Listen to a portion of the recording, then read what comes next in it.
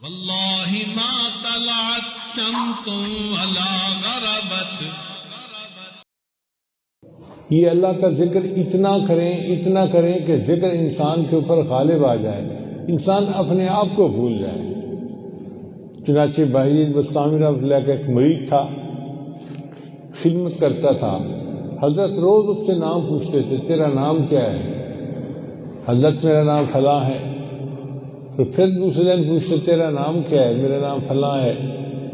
ایک دن وہ کہنے لگا کہ حضرت میں 20 سال سے آپ کی خدمت کر رہا ہوں اور آپ کو ابھی تک میرا نام یاد نہیں ہوا. تو بہیج بستامی رحمۃ اللہ نے فرمایا، ایک نام میرے دل پر ایسا غالب آ گیا ہے، اب کوئی اور نام میرے دل میں آتا ہی نہیں ہے.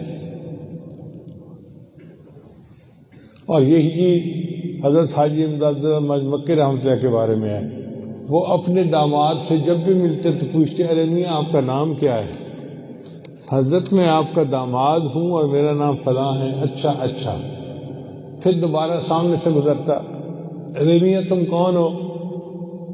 حضرت میں آپ کا داماد ہوں اور میرا فلاں نام ہے. اچھا. اس نے بھی ایک دن کہا کہ اتنا عرصہ ہو گیا آپ کو ابھی تک میرا نام یاد نہیں ہوا. تو حضرت نے جواب دیا، بھائی میں کیا کروں، ایک نام میرے دل پر ایسا غالب آ گیا ہے، اب کوئی دوسرا نام میرے دل میں آتا ہی نہیں ہے. اللہ کا نام بڑی برکت والا ہے. تبارک اسم ربک، اللہ فرماتے ہیں برکت والا نام ہے تیرے رب کا. اس نام کی برکت کا اندازہ لگائیے کہ ایک لڑکی جو غیر محرم ہے، اس کی طرف دیکھنا حرام، اس سے بات کرنا حرام، اس کے بارے میں سوچنا حرام. وہ غیر محرم لڑکی اگر نکاح کے بندھن میں بن جاتی ہے تو وہ بیوی بن جاتی ہے، سب اپنوں سے بڑی اپنی بن گئی اور رازدار زندگی کی ساتھی بن گئی. اس کو کس چیز نے ساتھی بنایا؟ اللہ کے نام نے اس کو ساتھی بنایا. ہم جو نکاح پڑھتے ہیں تو اللہ کے نام پہ رشتہ ہوتا ہے. اللہ تعالیٰ قرآن میں فرماتے ہیں کہ تساءلون بہ والارحام، تم ان کے ذریعے سے اپنے رشتے جو ہے نا وہ آپس میں جوڑتے ہو.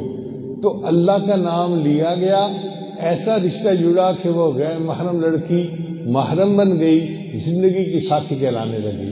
اللہ کے نام کی برکت دیکھیے.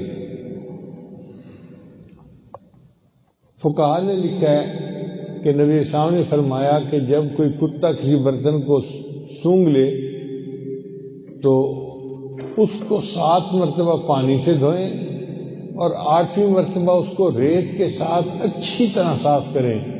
یعنی اتنا ناپاک ہوتا ہے کہ 8 مرتبہ برتن دھونے کے بعد پاک ہوتا ہے.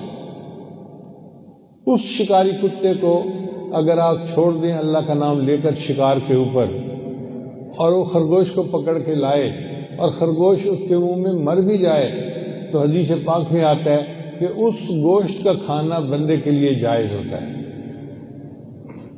اب آپ دیکھیے کہ ایسا نجس جانور تھا کہ وہ منہ لگائے تو 8 مرتبہ برتن کو دھونا پڑتا ہے، مگر اللہ کے نام سے اس کو ہم نے چھوڑا تو اس کا کیا ہوا شکار اللہ نے حلال کر دیا.